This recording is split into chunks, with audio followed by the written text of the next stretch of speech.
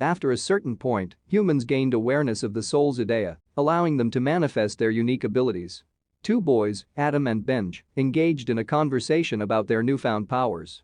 Adam proudly declared, "When I manifest my idea, a long sword appears." "Really? Show it to me," Benj eagerly requested.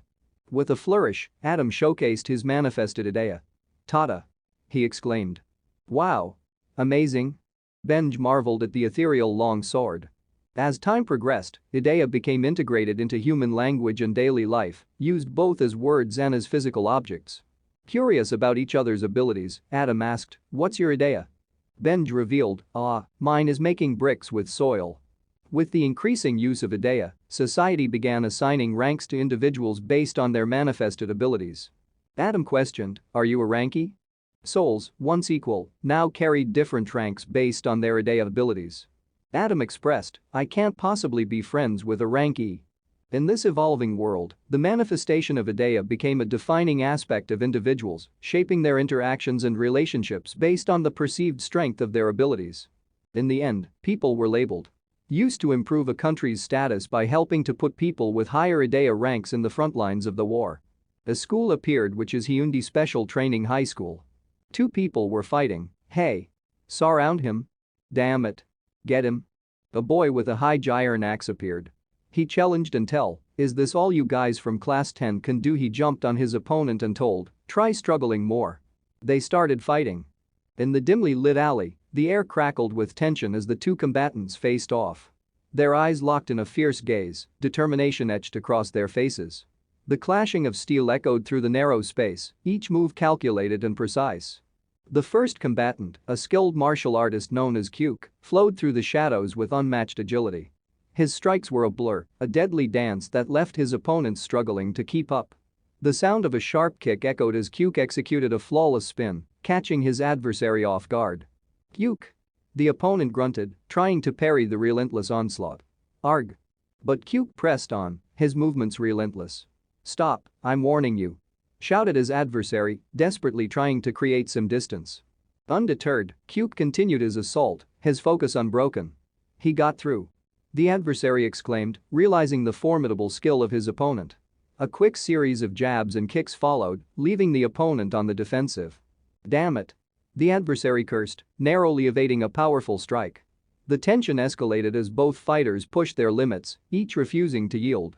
In a moment of sheer determination, the opponent managed to break through Kyuk's defenses, landing a solid blow. "Ugh." Kyuk grunted, momentarily staggered.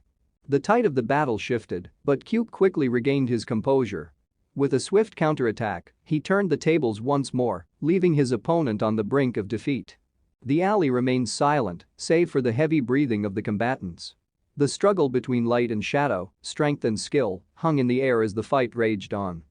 Den, with a smirk on his face, responded, "Even if you say that, I doubt I'll be of any help even if I joined in." A sudden exclamation of frustration escaped him. "Arg darn worthless bastard, we'll talk after we're done fighting here." "Ugh." In the midst of the chaos, Lewis made a dramatic entrance, standing with his feet on the neck of another defeated individual. "Are you going to keep messing around?" he bellowed. His companion, Lin, voiced her displeasure. "We lost because of you." A painful groan emanated from the defeated boy beneath them. Lewis, clearly irritated, exclaimed, "I can't believe we got teamed with this worthless bastard. We're so unlucky." Lin added, "What do you expect from the person who ranked last in the whole school? Just think of this as stepping onto shit." Den, seemingly unfazed, chuckled, "Ha ha ha. Sorry," said, "what can you expect from the last in the school?" Lewis seethed with frustration, "Ugh, this bastard. Die. Just go to hell, you rank F." Den, adopting a more casual tone, retorted, "Isn't asking me to." Lewis's companion, Lin, standing behind him, took charge. "Rank F, since we're tired right now, we'll hit you 10 times for every single affected 10 member," she declared. With a swift motion, she aimed a blow at Den, who skillfully dodged. "How dare you dodge?" Lin exclaimed. Den, maintaining his composure, reasoned, "If you're tired, shouldn't you rest instead of hitting me? If I let you hit me like that, you'd be punished, though. At this rate, I'll just get hit the whole time during our break, it can't be helped then." Lewis, with a fierce demeanor, replied to Den's taunt, prompting Den to take evasive action. "Arg. Someone help me. I'll run for now," he shouted. Lewis, not one to let him escape, roared, "How dare you run? Catch that bastard." Meanwhile, a boy named Timmy chuckled, commenting, "Look at him running away." His friend Jim said he is running away like some fly, haha. Ginseng and Lewis, standing together, muttered in frustration. "Ah, shit," Ginseng sighed. Lewis reassured, "We'll control ourselves. We'll only hit you to the point where you don't need to complain to Teacher Yango." Lewis's companion issued a stern warning, "Don't you dare use Idea because it hurts." Another boy, Joich, chimed in, "You know we're forbidden to use Idea in school, right?" Suddenly, someone delivered a kick, knocking Den to the ground. In the classroom, a boy named Tomi voiced his displeasure, "Why did the rank F happen to be in our class?" His classmate added, "I really wanted to beat him up just now." Hodoi expressed embarrassment, "I'm embarrassed to be in the same class as this trash." Hinchi commented, "Why does he even come to school? He's a hopeless rank F anyways." Den, recovering from the kick, spoke up, "Ouch, hey guys, I don't think our team lost because of me." One person interrupted, "How dare a mere rank F talk back to us?" Suddenly, a person entered the room and announced, "You rascals. Take your seats. I've got real good news for you guys today." Lin remarked, "TCH. The teacher is here." Lewis added, "I'm not done beating him up yet, though." Lewis inquired, "Teach, why are you so happy?" A girl teased, "Are you finally getting married?" The teacher silenced the chatter, saying, "Shut up, be quiet." Ginseng expressed unease, asking, "What's happening? I feel uneasy." The teacher declared, "All right, pay attention. Our school has finally been recognized by our government as a capable one." Someone cheered, Teach. Bayan Giying, a combat ability person, sarcastically commented, "Seeing as how you're speaking like this, some weird proposal came from some place again, right? It always gets troublesome." The teacher scolded, Bayan Giying, "Break time is over. Put down your leg.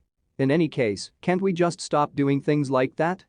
The teacher continued, "And this is all thanks to the performance that your seniors, third years, have shown." Someone questioned, "What? The third year?" The teacher explained, "From today onwards, our school will become a pilot testing ground for military systems. That means all of you will be given a military rank based on your abilities. All of you are now comrades, okay?" The teacher adopted a fierce manner, stating, "The teachers of each class have given ranks starting from second lieutenants to 10 platoon commanders. You'll now address me as Platoon 10 Commander." A student wondered, "We're Platoon 10 because we're Class 10? What are you doing to students here?" The teacher admonished, "Stop complaining. This is a government initiative, so make sure you do your best. During training, you'll also perform salutes like in the military. There will probably be tons of people trying to recruit students from our school now. Everyone, this means all of you are now soldiers." Den couldn't help but think, doing things military style. Teach, what if we don't want to do things military style? The teacher addressed the class, making the military school announcement. "Of course, we're not forcing you guys into it. If you don't want to do it, you can make a request to the government for a transfer to another school. Ginseng, I hope you'll think carefully about this opportunity. I'm sure you know the reason as well, right?" Ginseng, seemingly caught off guard, responded, "Pardon." He further added, "Teach. Why are we suddenly turning into a military school?" The girl sitting with him chimed in, "Yeah. You should at least tell us the reason." The teacher reiterated, "I told you already, didn't I? The third years are a special bunch. The third years helped to get the school inducted as a military school and have all received the sergeant rank. Yes, all of the third years. Yeah. All of the third years are the bright future of Korea.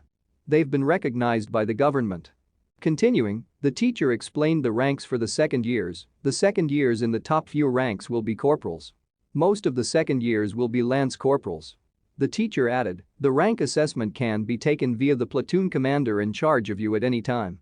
Ginseng, still trying to grasp the situation, exclaimed, "What?" The teacher reassured, "Come look for me anytime. I'll do my best for you guys since your future depends on this. While the rank insignia isn't attached to your uniforms, you guys should keep it properly." Ginseng, feeling uneasy, said, "Teach, I." The teacher interrupted, "Later on, there will be a student notebook that you can paste your rank insignias on." "Wait, should it be called the military notebook instead?" Ginseng, now more perplexed, questioned, "Out of the whole school, including the first years, only one student." The teacher completed the sentence, "was unable to receive the rank of a private. Ginseng, you'll be starting as a trainee soldier." Ginseng, shocked, exclaimed, "What?" Seated in his office, the teacher awaited the arrival of Ginseng. Upon Ginseng's entrance, the teacher acknowledged his presence with a casual, "Ah, Ginseng, you're here?" In response, Ginseng inquired about the reason for the earlier summons. The teacher nonchalantly replied, "Oh, it's nothing much." However, he quickly transitioned to a more serious note, expressing the need to discuss Ginseng's future without unnecessary prolongation. Straightforwardly, the teacher broached the subject, asking, "How do you feel about transferring to another school?" Ginseng, caught off guard, responded with a puzzled, "Huh, transferring?" The teacher, adopting a concerned tone, conveyed to Ginseng, "School is already presenting challenges for you, and I understand that when transitioning into a military academy, you may find it even more demanding, Jinyong." In response, Ginseng asserted, "Teacher, you should be considering my hidden potential. What if I suddenly excel?" Perplexed, the teacher responded, "What? Haha, Jinsong. I knew you were a good comedian." Ginseng, feeling a newfound awareness, reflected, "This teacher looked at me for the first time to laugh at me." The teacher continued, explaining the impending challenges, "Ginseng, since a ranking system will be implemented among the students, your school life will become even more demanding. You know I can't personally attend to every student, right?" Ginseng, maintaining a hint of sarcasm, remarked, "As I thought, my teacher knows that I go abroad getting beaten up." The teacher, however, dismissed Ginseng's concerns, stating, "He just doesn't want an F rank in his class. He probably thinks I will quit on my own after getting beaten up every day." Ginseng concluded with a pragmatic observation, since an F rank Adaya is a useless rank to have. Ginseng, inquisitive, asked the teacher, "Just out of curiosity?" The teacher responded with a curious, Ginseng continued, "Do you think there are ranks in the soul?" The teacher, taken aback, exclaimed, "Are you kidding me?" Both shared a laughter. Ginseng expressed his perspective, "I see, but I don't think there are." The teacher then redirected the class, saying, Now, settle down. The bell has rung. Since we've transitioned into squads, each sergeant, report attendance." As attendance reports echoed through the classroom, Ginseng questioned, "Why are we role-playing the military?" The teacher continued with the roll call, "Third squad, no report?" A student inquired, "Teach, do we really have to do this?" The teacher addressed the questioning student, "One's Bayan Giying, the sergeant of the third squad, don't walk back and just do it.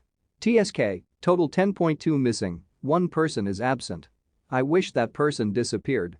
Another student pointed out, "Hey Bayan Giying, your squad has 9 people." Laughter ensued. Ginseng questioned the necessity of including trainees in the count, and the teacher responded, all right. Anyways, there's no problem regarding the attendance. Instead of class today, there will be an event at the field. There are government scouts hiding among us. Even the school doesn't know where they are." A student interjected, "They will look at how you guys react to an environment changing so suddenly, teach. Just tell us the important part." Lewis added, "Agreed." The teacher announced the squad battles involving first, second, and third years, and a scuffle broke out between 2 students on the ground. The teacher clarified, "Hasty bastards, all right. We're doing squad battles that include the first, second, and third years. The matchups have been chosen by the scouts." A student remarked, "Then won't the third years go against each other? They won't even be interested in us." The teacher calmed the class, saying, Now, calm down." Ginseng, showing a nonchalant attitude, stated, "All right, I can pass a lot of time by spectating." The teacher directed a question at Bayan Giying, asking if his Idea was C rank.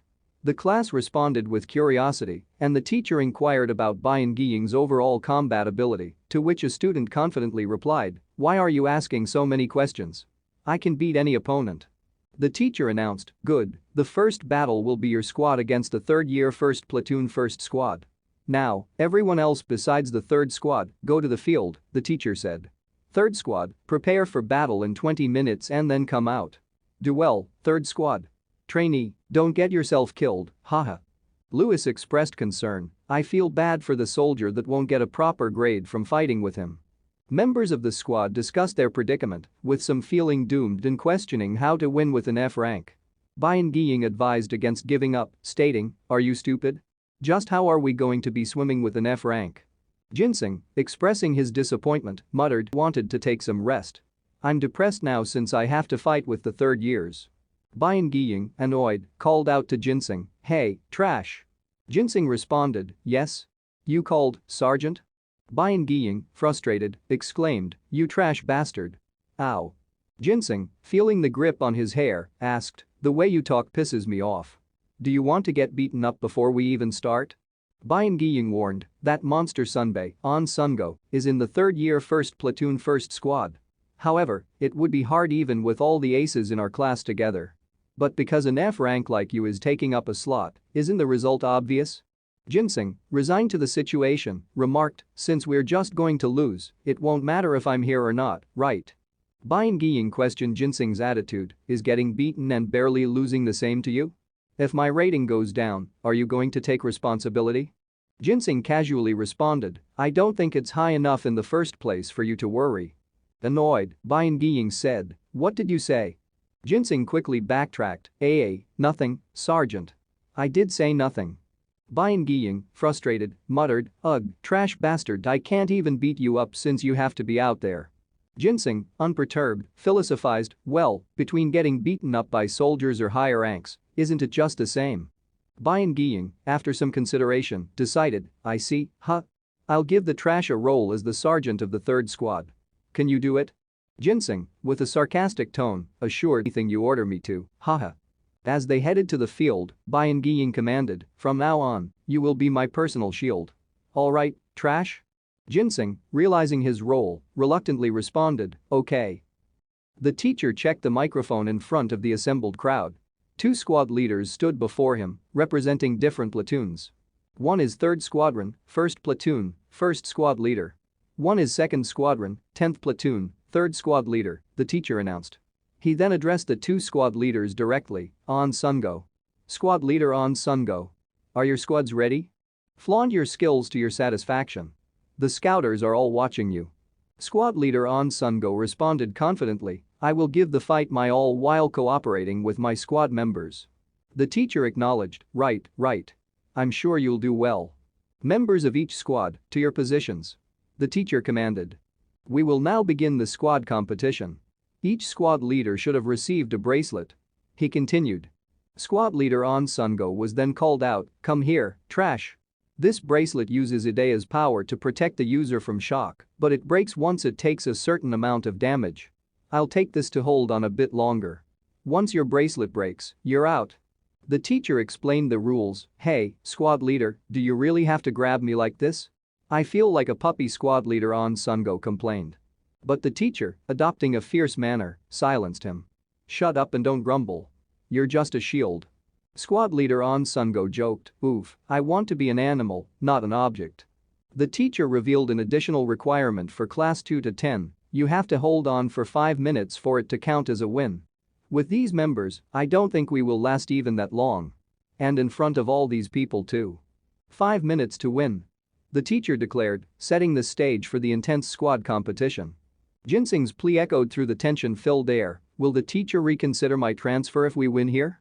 Both sides snapped into a salute, responding with a resounding, "Sir, yes sir. Damn it, sir, yes sir."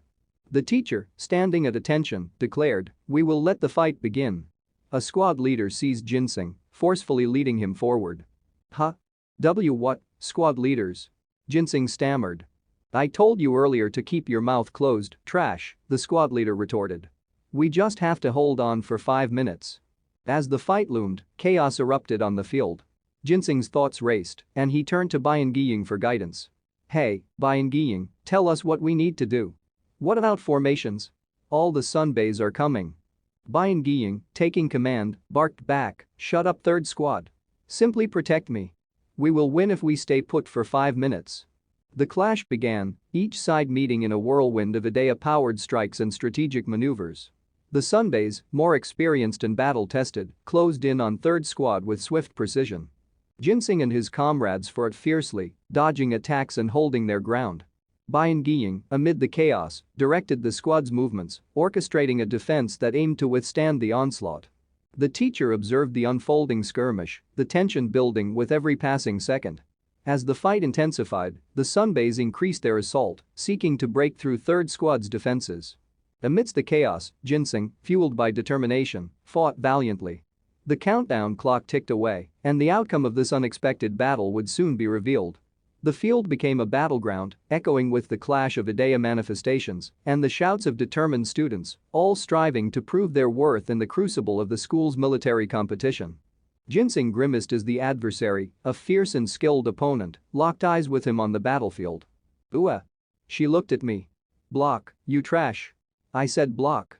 Shouted the grabber of ginseng, his squad member. The desperate plea echoed in the chaos of the skirmish. "How am I supposed to do that, squad leader?" "Ah, shit.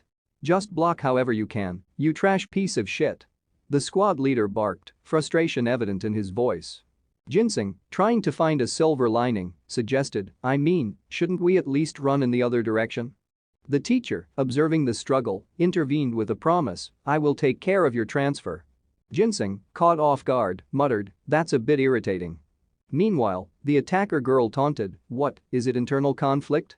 The battlefield became not just a physical arena, but also a test of the squad's unity and Ginseng's determination to navigate through the challenges thrown his way. Amidst the intensity of the battle, the air crackled with energy as Idea manifestations illuminated the field. The opposing squads faced off, and the fight reached a boiling point. Ginseng, feeling the weight of the moment, engaged in combat with the opposing squad leader. Their swords clashed, and Ginseng swiftly dodged a powerful strike. "Huh?" he exclaimed, narrowly avoiding a counterattack. The opposing squad leader, clad in an intricate Idea armor, pressed forward with relentless force. "Armor," Ginseng gasped, realizing the challenge that lay ahead. The armored opponent continued their assault, using the Idea-enhanced protection to deflect blows and launch powerful counterattacks. The battleground echoed with the sounds of clashes, the metallic resonance of swords meeting armor, and the determined shouts of the combatants. Ginseng's squad, under the strategic guidance of Bai and Guiying, maneuvered to counter the armored opponent's advances. Idea manifestations danced in the air as the fight escalated. Ginseng, determined to prove himself, unleashed a unique Idea ability, a swift and precise series of strikes aimed at exploiting the chinks in the opponent's armor. The opposing squad leader, though well protected, felt the impact of Ginseng's onslaught. The battle raged on, each moment crucial as the countdown clock continued. The armored opponent, undeterred, retaliated with a powerful surge of Idea energy. The clash of swords and the brilliance of Idea illuminated the field, creating a mesmerizing spectacle of skill and determination. As the fight reached its climax, Ginseng and his squad faced the challenge head-on, fighting not only for victory, but also to defy expectations and earn their place in the school's military hierarchy. The battlefield became a stage for their resilience, strategy, and the boundless potential of Idea. Ginseng, caught in a tight spot, tried to defuse the tension by complementing the armor of the formidable opponent. "Wow. Your armor looks awesome. Idea with both the looks and functions," he exclaimed. The Sunbae Nim, however, wasn't fooled and retorted, "Don't play dumb. You just reacted to my speed, didn't you?" Ginseng, realizing the urgency of the situation, pointed out, "The more important thing right now is that my squad leader is running away." The Sunbae Nim, curious but unfazed, inquired, Undeterred, Ginseng checked the time, exclaiming, "Damn it, we still have 3 minutes to go. I have to stall however I can." Attempting to ease the tension, he nervously suggested, "Can I call you Nuna? I am not flirting or anything." But realizing he might have crossed a line, he quickly corrected himself, "Oh no, I am sorry. Did I make you mad? Then I will just call you Sunbae." The Sunbae Nim, seemingly uninterested in pleasantries, urged, "If you're trying to stall time, there's no use. Get out your Idea." Ginseng, attempting a diversion, continued, "But it is fate that we met. We should at least introduce." The armor-clad girl interrupted, warning, "If you keep refusing to take out your Idea, I'll fight you as you are." Panicking, Ginseng pleaded, "Wait. Just wait a bit, please." The Sunbae Nim, growing impatient, insisted, "Hurry and get it out. Yours looks the most valuable compared to your members." Ginseng, in a desperate attempt to delay, argued, "Why are you in such a hurry? You should know that being chill is an important quality. This is what my father used to say to my mom while getting his ass beaten."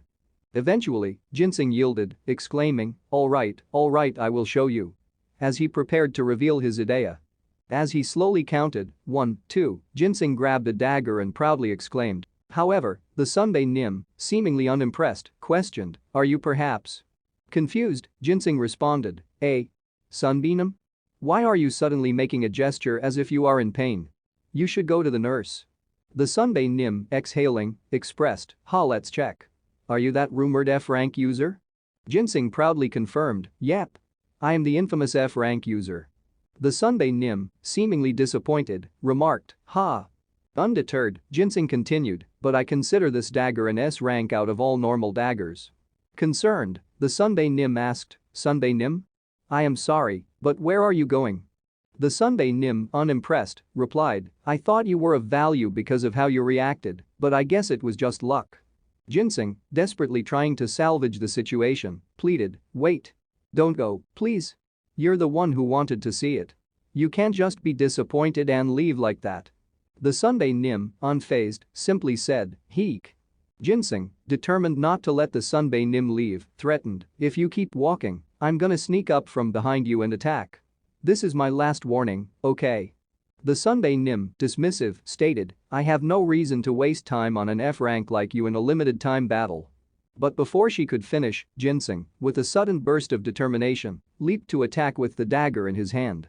Huh? She exclaimed, surprised by Ginseng's unexpected move. Ginseng, seizing the opportunity, declared, as I thought, she was gonna continue to ignore me, what a sincere Sunbae. In a surprising twist, Ginseng attacked the Sunbae Nim, dagger in hand, but intentionally refrained from injecting it. Huh? She uttered, puzzled by Ginseng's unexpected actions. Lewis and the other members laughed heartily, reveling in the chaos that ensued. Lewis exclaimed, as expected of an F rank. That Sunbae got flustered too. Did he really not do any damage? Meanwhile, Ginseng sat in front of the Sunbae Nim, feeling the effects of the encounter. The Sunbae Nim sighed, offering some consolation, sigh, even if you have good reflexes, all Idea is like that. Since I've confirmed that it didn't work, just stop here.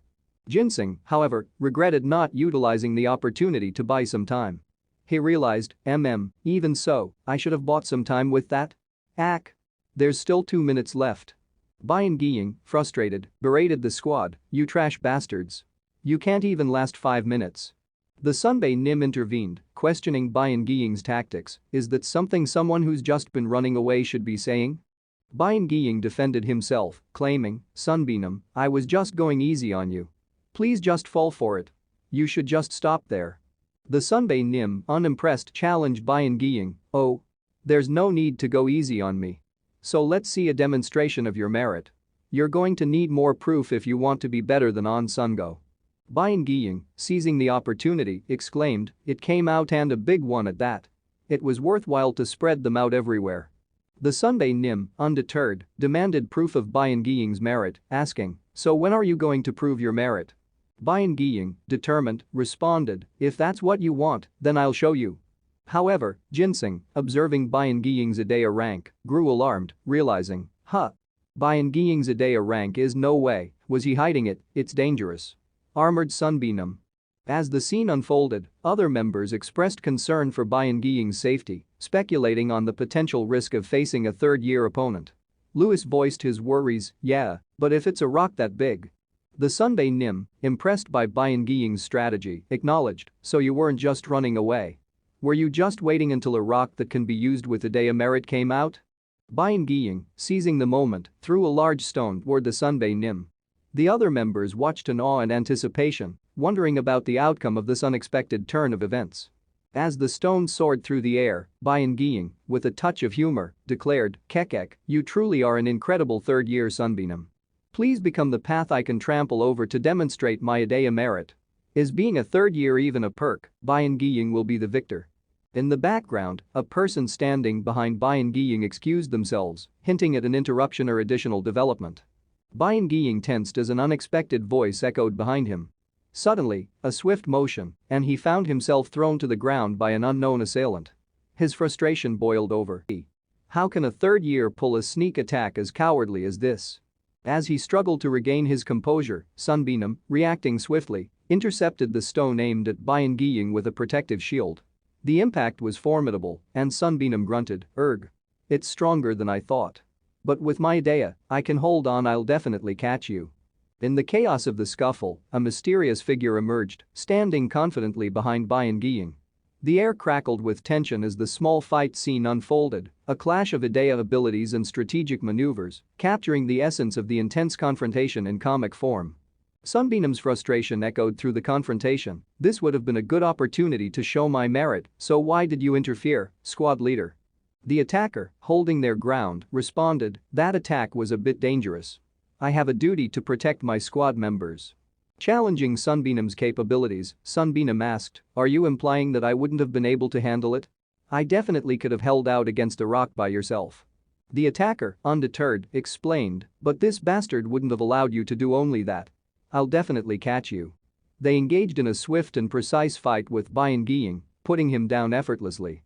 Ginseng, realizing he had been deceived, muttered, damn, you got fooled, squad leader. The attacker turned their fierce gaze towards Ginseng, who, in fear, surrendered immediately. The attacker questioned Ginseng's previous warning to Byung-gi, asking, would you do that? Our squad leader can be a bit savage. Ginseng, attempting to save face, replied, I just made that decision because I didn't know what he would do. Seeing through the lie, the attacker declared, you're a horrible liar. Despite Ginseng's surrender, the attacker continued their assault, leaving Ginseng in a vulnerable state. As Ginseng faced the impending defeat, he resorted to a surprising move, revealing a dagger. He launched a desperate attack on the attacker, who, caught off guard, stepped back momentarily. The attacker, intrigued, questioned Ginseng's identity. Ginseng, holding a dagger in hand, introduced himself as a member of the 2nd Squadron, 10th Platoon, 3rd Squad, possessing an F-rank Idea. With the situation unfolding, the attacker observed, you? I see. Time's still not up? Ginseng, with a smile, cleverly diverted the attention, well, your focus on me is a bit alarming. Look, a crowd. All of them look so excited at seeing how screwed I am, Sunbeam. As the seconds ticked away, Ginseng, with a sarcastic smile, urged time to go faster. The attacker, growing impatient, accused Ginseng of stalling for time. Ginseng, aware of his limitations, questioned, what exactly do you think I can do alone?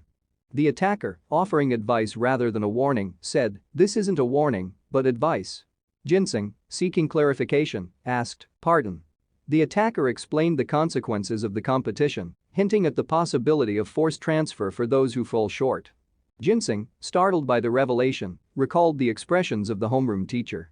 The attacker, indifferent, stated, I don't know if you'll be okay afterwards.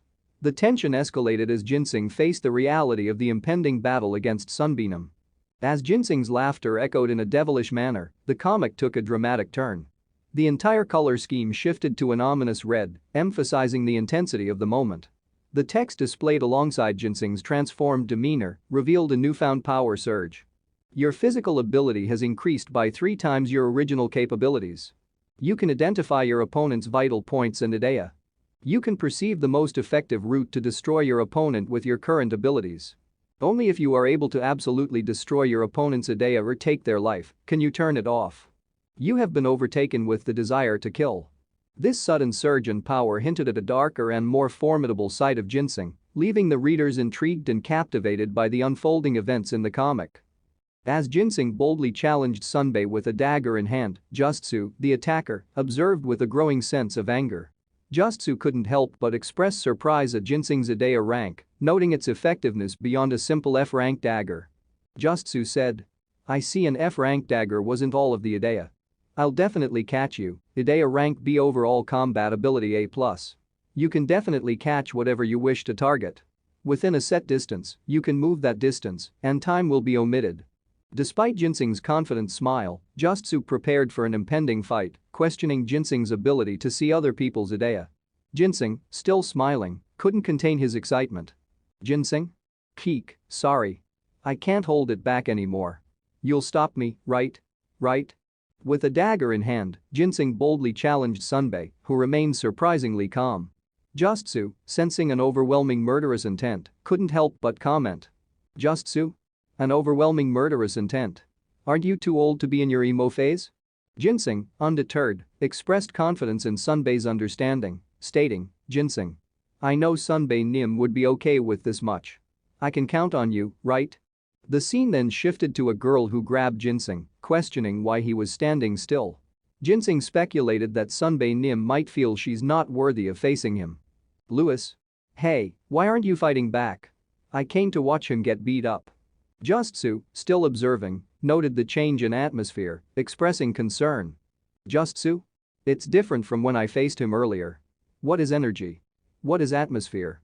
I don't think we can leave him alone. Something eerie. Sunbae Nim, feeling the weight of responsibility, ordered all members to the scene, sensing an impending danger. The following scenes depicted a medium-rated fight, with Sunbae putting down Ginseng and placing her hand on his head. Justsu? What is the meaning of this, Sunbae Nim? Sunbae Nim, in a moment of seriousness, responded. Sunbae Nim? Just like how you have a duty to protect your squad, I have a duty to protect mine. This added depth and detail to the unfolding events, heightening the tension and setting the stage for the next phase of the story. As Sunbae Nim and Ginseng sat before Justsu, tension filled the air.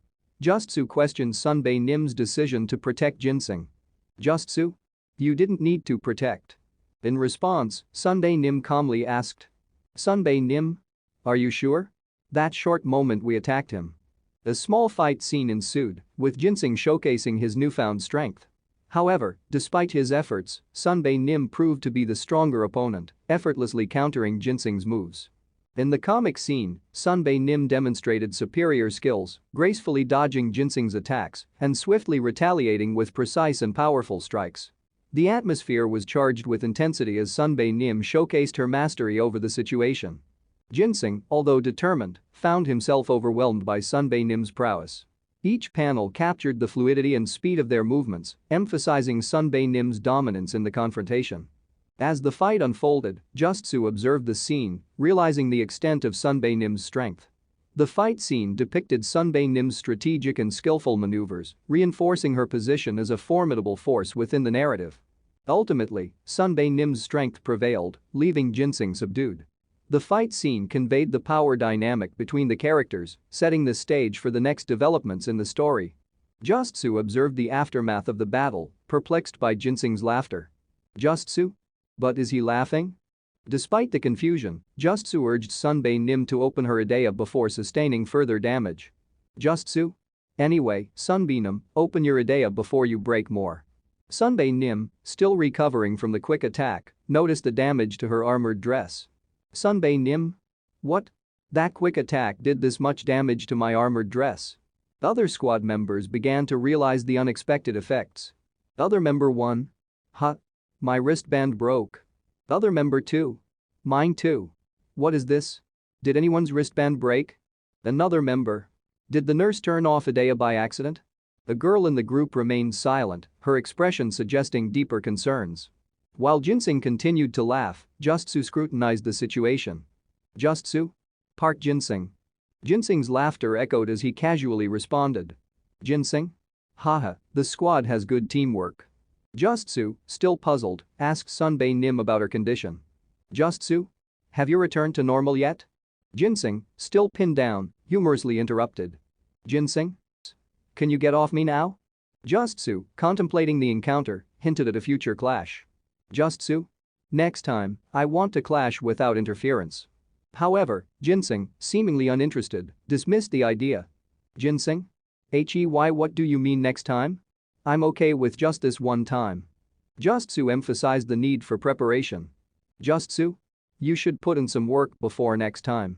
This is advice. Confused, Ginseng exclaimed. Ginseng? Huh? As the squad prepared to leave, Ginseng expressed the difficulty of the encounter. Ginseng? Sigh, so hard. Meanwhile, the teacher proudly announced the victory of 2nd year, 10th platoon, 3rd squad, Bying squad. In the principal's office, a secret meeting unfolded. Person talking with principal. Ah, sir, advisor is in a poor place like this. Advisor, keeping a low profile, acknowledged the importance of secrecy. Advisor? Haha, it's a secret that I came here. Anyway, are the files that I requested ready? The person handed over the files, and the advisor perused them with interest. Advisor? This student is the famous An Sungo. Ah, An Sungo is an excellent student even when compared to the whole world. He's the pride of hundreds, Yuhu. The person, intrigued, asked about a certain detail. Person talking with principal. Did he have a realization? Principal, checking the file, expressed regret. Principal? If only his Idea rank was a little better, unfortunate. The person, pointing out something interesting, focused on another detail. Person talking with principal. Doesn't Idea usually manifest at 8? Principal confirmed. Principal? 7 Yes, with a little difference, most kids manifest their idea at around 8. The person noticed something unusual. Person talking with principal. An idea that manifested late due to an urgent situation but overall compatibility F. The principal provided more information. Principal? I'm not sure, but it was F when he entered our school. The person, intrigued by the mystery, hinted at the possibility of hidden power. Person talking with principal. Was his overall compatibility also F from 10 years old? Principal? I'm not sure, but it was F when he entered our school. The person expressed interest in meeting Ginseng. Person talking with principal. I would like to personally meet Ginseng. The principal, surprised, questioned the advisor. Principal? Huh? I think he will transfer soon since he's in F rank. The advisor, keeping his intentions hidden, concluded the conversation. Advisor? Is that so? Principal? But advisor. Advisor, revealing his identity, reassured the principal. Advisor? Yes, go ahead, principal. The principal, finally expressing his curiosity, asked the advisor a profound question. Principal? What is the reason you put our school into a military school? Was it a dangerous experiment, a secret government project, or a special military plan? I don't know. I don't. The advisor interrupted, redirecting the conversation. Advisor? We are preparing for the taunting from the north, but with this system, we are hoping that there will be a student who will change from their past self. Want talk now? Ginseng groggily awakens as the clock strikes 6 o'clock in the morning. He reluctantly rises from his bed, mustering the energy to start his day.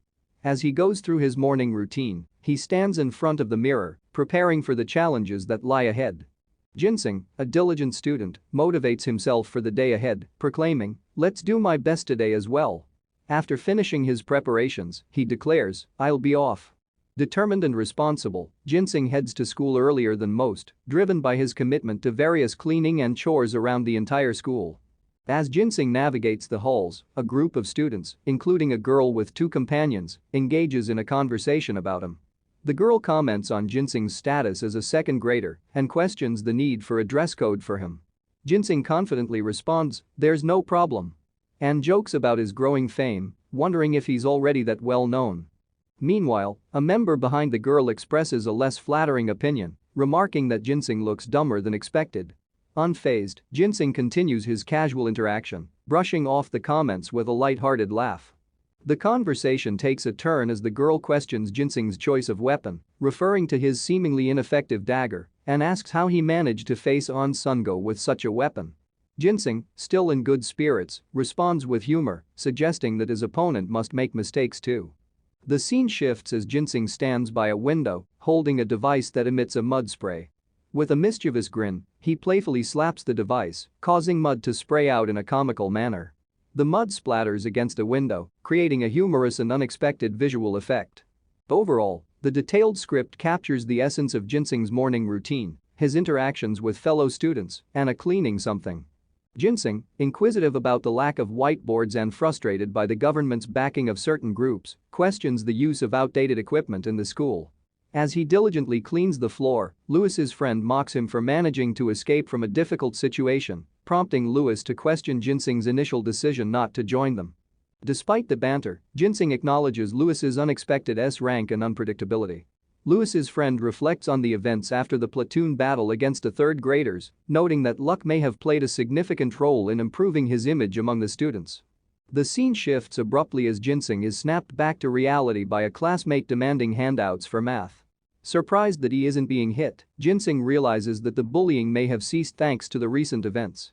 Other students pile on requests for Ginseng's assistance, and instead of being physically bullied, he finds himself burdened with various chores. As class ends, a teacher reminds everyone about the mandatory club joining for second graders, threatening private meetings for those who don't comply. Students gossip about Ginseng's chances of getting into a club, given his F-rank status. Ginseng, holding a list of clubs related to military or IDEA usage, wonders about his options. The students speculate about the potential limitations due to IDEA rank. Ginseng, now alone in the classroom, contemplates his choices, hoping that the IDEA rank limitations will be lifted. He discovers that the clubs are more like groups with connections than traditional clubs. In the midst of this, 2 boys express their interest in joining the Squad Battles Club, with Ginseng eagerly proposing they go together. Lewis overhears and rushes to join them, leaving Ginseng alone once again, pondering his next move. Ginseng, deeply absorbed in his thoughts, meticulously marks a paper while strolling. In his exploration of the Squad Battles Club, he learns that there are no IDEA rank limitations, and perceiving it as a straightforward physical training club, he assumes it won't attract a significant number of members. Yet, he is puzzled by the exclusive access the single club seems to have to the highly sought-after gymnasium. Approaching the gymnasium, Ginseng is taken aback by a heated dispute among three individuals vying for control of the space. Concerned about potential complications, he questions the legitimacy of the club's claim of no IDEA usage, wondering if there might be unforeseen problems. Upon entering the gymnasium, Ginseng is met with an unexpected scene. A sizable gathering, predominantly comprising first graders. Perplexed, he wonders about the motivation behind their presence, especially considering that club participation is not obligatory for them. The atmosphere becomes charged with anticipation as the club president prepares to make an entrance. The crowd erupts with admiration and excitement as the mysterious club president is revealed. Ginseng, still grappling with confusion, questions the identity of the club president. Suddenly, a gust of wind disrupts the scene, sending a paper flying from the president's hand and creating a stir among the students. Realizing the significance of the paper, Ginseng instinctively runs to catch it. To his astonishment, the rumors circulating about the club president are confirmed when An Sungo, an imposing and formidable figure, makes his presence known. The first graders, in particular, express profound admiration for An Sungo. Justsu, exhibiting formality, acknowledges Ginseng's unexpected presence, conveying his surprise and leaving Ginseng duly impressed. Caught off guard by the unexpected encounter with An Sungo, the enigmatic club president, Ginseng finds himself both surprised and intrigued by the unfolding turn of events. The gymnasium, once a backdrop for confusion, now serves as the stage for an encounter that promises to reshape Ginseng's journey in the Squad Battles Club. Ginseng hesitated at the entrance of the dimly lit room, where Justsu, the club leader, beckoned the applicants inside. Justsu speak. Applicants, you can all come in and get ready, Justsu announced. Ginseng, however, found himself contemplating an escape plan. He mumbled to himself, I have to run away now. It'll definitely be a hassle if I get involved with that Justsu. Feigning a laugh, Ginseng said, ahaha, I think I came to the wrong club location. I'm gonna have a look around and come back. Justsu, with a stern expression, replied, there are no other members in this club. Are you still not going to come? Still uneasy, Ginseng mumbled, he's right, but there are so many applicants. Justsu said. Didn't you come here because you thought there would be fewer people? Ginseng reluctantly responded, he's right, but. Attempting to avoid the situation, Ginseng said, but I think I'll pass for now. Maybe I'll come back later. Justsu remained firm, stating, come in. This isn't a club where anyone can just come into. Justsu added. As you may already know, I'm below the level of said anyone. So. Suddenly, Justsu grabbed the back of Ginseng's shirt and started walking, dragging Ginseng along. Justsu said. I'm going to be giving an entry test now. Take the test with the rest of the applicants. Panicking, Ginseng protested, no. I said I'm fine. Ignoring Ginseng's objections, Justsu stood in front of the gathered applicants and declared, are all the applicants here? There are a lot this year too. Someone in the group announced, then, we will begin the test. It's simple. You just have to follow the exercises I'll be doing until the end, then you pass. Justsu outlined the exercises. 30 burpees, 30 push-ups, 30 burpees again, then 30 squats is one set. If you manage to do 10 sets without a break, you pass. Count me out. As the exercises started, Justsu began to critique the participants. Number 2, you're too slow. Out. Number 5 and 6, your postures are terrible. Out. You must do it at the same speed as me. Amidst the fatigue and struggle of the applicants, Ginseng observed Justsu effortlessly completing the exercises. The thought crossed his mind. 30 burpees, 30 push-ups, 30 burpees again, then 30 squats as one set plus, he's doing it so easily and without any change in his expression. As the grueling test continued, the participants began to falter, expressing exhaustion. Justsu, however, remained unfazed, prompting one onlooker to wonder, how much of a monster is he? Finally, someone admitted defeat, exclaiming, ugh, I give up. In the dimly lit training room, Ginseng's voice echoed, announcing, the first group is all out. Justsu, the enigmatic figure in charge, responded confidently, We'll begin with group 2 right away. As the second group gathered, a hesitant voice from the crowd whispered, what? I don't think I will do well. Meanwhile, a bold boy declared, scary but cool. Jisung, a determined soul, found himself entangled in a bout with a girl. She teased, you go first, Justsu. It's too much for me to be in the front. Jinsung grunted in response, don't push me. Amidst the chaos, another boy encouraged, go ahead, rank Justsu. Jinsung struggled, exclaiming, you don't seem tired at all. Are you sure you're human, Justsu? Justsu, maintaining an air of mystery, replied calmly, that's not something you should be saying, Park Jinsung. With a decisive tone, he declared, Group 2 begin. However, not everyone was on board. Jisung protested, I don't know what you're talking about. I'm not gonna do it. Yet, despite his reluctance, he found himself gasping for breath during the intense exercises. Jinsung, reflecting on his own struggles, muttered, I trained my stamina alone to withstand the bullying, so I thought I was pretty good at this kind of stuff, but Justsu, observing the effort, remarked, this isn't something a normal human can do. As the training intensified, Justsu acknowledged, Group 2 is pretty good, but they are in great effort and distress. Shall I speed it up? The room erupted with protests, you can't do that. Yet, Justsu remained unfazed. Amidst the spectators, conversations buzzed. Wow, the F-rank Sunbae hasn't failed yet, remarked one girl. Another marveled, damn, that's impressive. However, one girl revealed, she failed, so now she's just watching. Jinsung, frustrated, exclaimed, ugh. I work out at home already. Justsu, sternly, commanded, shut up and focus, Park Jinsung. As the training continued, some marveled at the perseverance of the participants. Justsu noted, I knew the reaction speed I saw last time wasn't just a coincidence. You should be able to catch up to this. Jinsung and Justsu pushed their limits, with onlookers commenting on their impressive speed.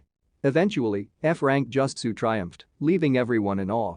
Jinsung, exhausted on the floor, mumbled, well, this isn't too bad. Justsu welcomed him to the club, but Jinsung, half-jokingly, declared, I'm quitting right away. Justsu, undeterred, saw potential, stating, there's no need to wait. You can come in starting tomorrow. Confused, Jinsung questioned, hello? Justsu? Did you not hear what I just said? Justsu, with a hint of humor, responded, the effects of exercise are doubled when done together. I've been waiting for someone who could match up to my level. Perplexed, Jinsung asked, match your level? I would have died if we did one more set. I thought you hated people like me. Justsu, chuckling, admitted, it took a whole year just to add a member. Damn it. He's not listening to me at all. Jinsung, still processing the unexpected turn of events, muttered, I wanted to join a random quiet club, but the journey into the world of F-rank Justsu had just begun. In the solitude of his room, Jinsung grapples with the internal conflict of joining the club. The prospect of being in the spotlight, especially due to his association with On Sungo, weighs heavily on his mind. Contemplating the potential consequences, Jinsung hesitates, contemplating strategies to avoid the club's attention. The idea of feigning injury briefly crosses his mind, but Jinsung quickly dismisses it, recognizing that Sungo would likely escort him to the nurse's office for proper treatment. The humor in his thoughts reveals both his reluctance and the absurdity of the situation. As Jinsung considers his options, a girl's unexpected presence disrupts his contemplation. Startled, he wonders about her motives, particularly as he envisions various scenarios to evade the impending club activities. The clash between his desire for anonymity and the growing attention becomes a central theme in his internal dialogue. The girl, revealed to be Corporal Kim Se-in, introduces herself, unaware of Jinsung's internal struggles. Jinsung, caught off guard by her beauty, responds with a mix of confusion and curiosity, setting the stage for a unique interaction. The dynamics of their exchange and the unpredictability of the situation open up new possibilities for Jinsung's school life, adding layers to the unfolding narrative. Girl. You mentioned being part of Platoon 10, right? I'll be joining Squadron 2 Platoon 10 starting tomorrow. Jinsung. Have you transferred here? The girl nodded, her eyes gleaming with a mix of excitement and nervousness. Yes, just got my orders. I'm looking forward to the new assignment. Jinsung, a seasoned member of Platoon 10, couldn't help but smile at the fresh face. Well then, welcome to the team. If you need any help getting settled, feel free to ask. Jinsung? Then please take good care of me from now on. Jinsung. I have some business to attend to, so. Jinsing's expression turned serious as he considered the responsibilities awaiting him. Of course, I'll do my best to guide you through everything. As for your business, don't worry, we can catch up later. Duty calls, after all. The girl pulls back. Girl? Wait, Kek. With a swift move, the girl pulled Jinsing back, her eyes widening with urgency. Hold on a second, Corporal. I need a guide, and I need it now. Jinsing raised an eyebrow, puzzled by her sudden determination. Jinsing? Wait. I have a rush right now. Can't you ask someone else? Girl? No. I feel comfortable with you. Her words caught Jinsing off guard. Just when did you even see me, he mumbled to himself, but he couldn't deny the sense of responsibility that came with her request. Alright, I'll guide you. Where to, anyways? Girl? Take me to where Sergeant On Sungo is. Jinsing? Oh. You should have said so. That's exactly where I'm going right. As they headed towards their destination, Jinsing couldn't help but feel a mix of curiosity and anxiety about the upcoming encounter with Sergeant On Sungo. Little did he know, this interaction would lead to an unexpected twist in his day. Jinsing enters the room. Justsu? Park Jinsing. The sudden call from Sergeant On Justsu made Jinsing jump. Kaiayak. He yelped, trying to regain his composure. Justsu eyed him sternly. Park Jinsing, I hope you weren't planning on skipping out on practice? Jinsing? I was just about to come over. The girl stood by, observing the exchange with a mix of amusement and curiosity. Justsu's gaze shifted towards her. Are you in grade 27? You should show respect to your superiors. Girl? I heard there's skill-based ranks here. Shouldn't you be stronger than me to be a superior? It looks like you and I are just about the same level. Justsu, maintaining his stern demeanor, replied, did you want me to confirm that for you? Jinsing, feeling the pressure of the situation, sighed inwardly, anticipating the unpredictable turn of events. Jinsing? You're going to squash me in the middle. Girl? Sergeant On Sungo, is there someone you're dating right now? Justsu? Nope. The room fell silent for a moment as everyone processed the unexpected question. The girl raised an eyebrow. Well, I guess that settles it. The atmosphere shifted, and little did they know, this encounter marked the beginning of an intriguing chapter within the platoon. In the midst of a seemingly ordinary day, a peculiar exchange unfolded between a girl and a young man named Jinsing. The conversation revealed an unexpected tension between them, with the girl asserting that Jinsing lacked a girlfriend, much to his apparent discomfort. The mysterious atmosphere took an intriguing turn when Jinsing's companion, Justsu, entered the scene, sparking a heated exchange between the trio. The girl, unimpressed by Jinsing's demeanor, expressed her disdain for what she perceived as his stiffness. The situation escalated as Justsu openly admitted to disliking the girl, creating an uneasy dynamic. The dialogue became increasingly cryptic as the girl hinted at familial expectations and the need for Jinsing to fabricate a romantic relationship. The bewildering nature of the conversation left Jinsing questioning his reality and identity. As the exchange continued, the girl took a sudden interest in Jinsing, proposing a surprising proposition. A date. Jinsing, caught off guard, struggled to comprehend the abrupt proposal, leading to an amusing yet awkward interaction. The girl, seemingly amused by Jinsing's confusion, inquired about his combat rank and Aida, expressing disbelief at his F ranks in both. Despite Jinsing's attempts to navigate the bizarre situation, the girl persisted, suggesting they train together. Jinsing's discomfort grew, especially when Justsu announced their immediate departure for training. The girl, however, chose to accompany them, adding a layer of complexity to the unfolding scenario. Curiosity lingered as the girl questioned Jinsing's choice to train with someone like her, hinting at the significance of Sergeant On Sungo's involvement in their training. Jinsing attempted to downplay the situation, emphasizing that Justsu was merely a trainee. The girl, however, remained skeptical, prompting Justsu to justify their partnership, highlighting the value of having a training companion, regardless of rank differences. The mysterious nature of the dialogue left unanswered questions about the secrets Jinsing supposedly possessed and the motivations driving the characters. The enigmatic atmosphere, coupled with the unexpected twists, set the stage for a compelling narrative, inviting readers to delve deeper into the intricacies of the characters' relationships and the hidden aspects of their world. In the bustling halls of the prestigious martial arts academy, tension hung in the air as the enigmatic girl confronted Jinsing, challenging the onlookers to acknowledge the incredible abilities she claimed he possessed. You've seen what he's capable of, right? She asserted, eyes locked on her audience. The girl pressed for a quick response, her impatience evident. Justsu, seemingly unfazed, retorted with a mysterious phrase. Undeterred, the girl continued her line of inquiry, accusing Ginseng of harboring certain expectations.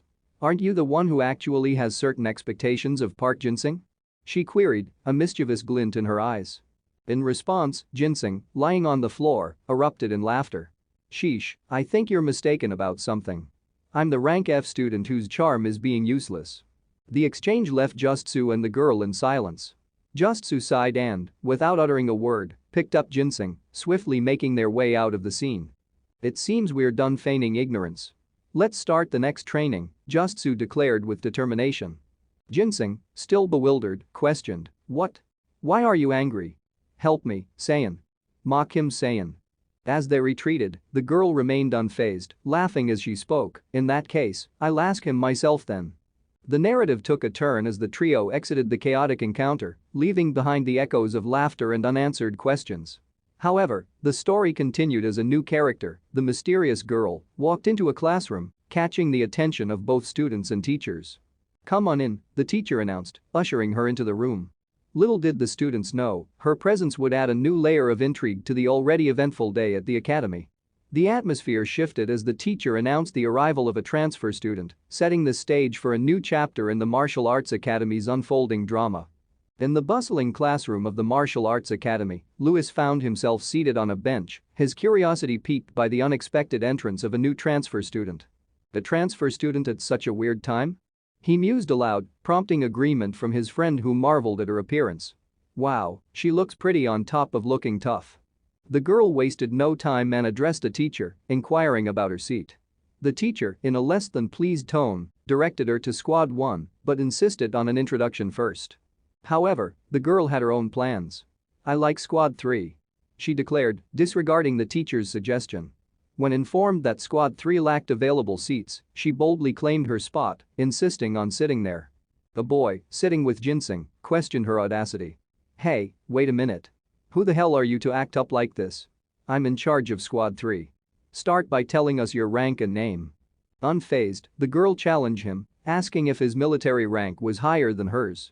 She revealed herself as a corporal, claiming the highest rank among the second years. With determination, she declared her chosen seat and forced a boy to relocate. As the girl settled in, she engaged with Ginseng and his friend. Trainee soldier, do you not like me? Why are you being so nonchalant about it?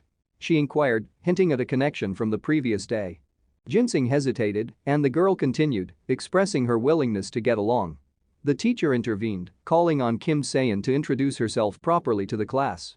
However, Saiyan dismissed the formality, opting to introduce herself from her seat. The Squad 3 leader objected, emphasizing the basic manners of standing in front for an introduction. The girl, named Kim Saiyan, remained defiant. She eventually introduced herself, revealing her previous achievements and her family's connection to the White Jade Goblin.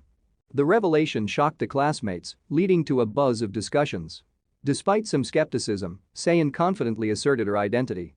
Ginseng, however, couldn't contain his excitement, expressing awe at having a White Jade Goblin in their midst.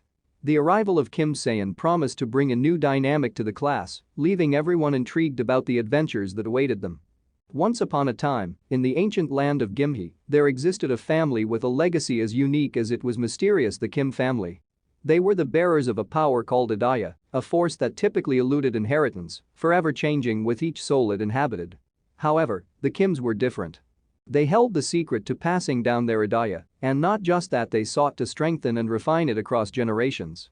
The story began with a girl, a member of the Kim family, who gathered her kin around her to share the tale of the White Jade Goblin, the only Adaya that proved hereditary. Unlike others, the Adaya of the Kims did not fade away with each passing generation. It endured, growing more sophisticated, sharper, and deadlier. In the heart of this family's legacy was the pursuit of knowledge, combat prowess, and a dedication to their bloodline that bordered on obsession. The Kims, descendants of the legendary King Suro, neglected personal lives, focusing instead on endless education, cultivating ideas, and mastering the art of combat. Through generations of intermarriage, they succeeded in obtaining an irregular Adaya, a power that set them apart. Yet, this pursuit came at a cost. The Kim family's population dwindled with each passing generation, teetering on the brink of extinction. Only the daughters in each line could manifest a White Jade Goblin, the pinnacle of their unique Adaya. The last generation, however, brought an unexpected twist. A child, born with a sword-wielding goblin within, possessed physical and dormant abilities that surpassed even the most skilled males. This child, named Kim Sayan, emerged as the epitome of the Kim family's dedication. An elite from birth, Sayan was acknowledged not only by the family but also by the heavens. As the story unfolded, it became a saga of legacy, sacrifice, and the relentless pursuit of power. The White Jade Goblin, manifested only in the daughters of the Kim family, stood as a testament to their unwavering commitment to preserving their unique lineage. Kim Sayan, the last hope for the family, embodied the culmination of centuries of sacrifice and dedication, destined to leave an indelible mark on the world with her unparalleled swordsmanship and formidable abilities. The tale of the Kim family and their extraordinary adaya echoed through the ages, a legacy etched in the very fabric of Gimhe's history. Kim Sayan, having asserted her presence in the classroom, turned her attention back to the teacher. "Teacher, can I sit down now?" she asked, to which the teacher, somewhat flustered, replied, "Ah, sure. You may sit down now." Seizing the moment, the teacher made a surprising announcement. From today onwards, Corporal Kim Sayan will become the vice squad leader of Squad 3. Now, keep quiet. The teacher's decision stirred some discontent, especially from the third commander, who questioned the appointment of a transfer student as a vice squad leader. "But, teacher, how can a transfer student be a vice squad leader?" the third commander protested. Angrily, the teacher silenced him, insisting on compliance. As the teacher struggled to maintain order, Ginseng, seated nearby, couldn't help but comment on Kim Sayan's newfound status. "Wow, I guess you're quite famous, huh?" he remarked. Sayan, unfazed, responded confidently, "It's because I'm that amazing." Ginseng, slightly bemused, acknowledged her uniqueness. "Ah, I see. You're pretty unique yourself too. Since the title of a rank F trainee soldier isn't very common either." Attempting to deflect any potential confrontation, Ginseng pleaded, "Stop attacking, I'm an ally." However, Kim Sayan wasn't one to back down. "I don't want to stop," she declared, leaving Ginseng in a state of mild distress. Meanwhile, the third commander continued to express his discontent. "How dare a mere transfer student that came out of nowhere?" he muttered, clearly unhappy with the developments in the classroom. The atmosphere in the classroom remained charged with tension and curiosity as Kim Sayan, the newly appointed vice squad leader, and Ginseng, the rank F trainee soldier, navigated the challenges that awaited them in Squad 3. As the boy and girl exited the room, the boy suggested a change in Squad 3's leadership. "I think we should change the squad leader for Squad 3, he said, expressing dissatisfaction with the current leader, Byong Noun. According to him, Kim Sayan was superior in both a diva rank and overall combat ability. He kept giving weird orders during the squad battle, the boy added, shedding light on Byong Noun's questionable leadership. The girl chimed in, explaining that Byong Noun's actions were driven by a desire to make himself look good.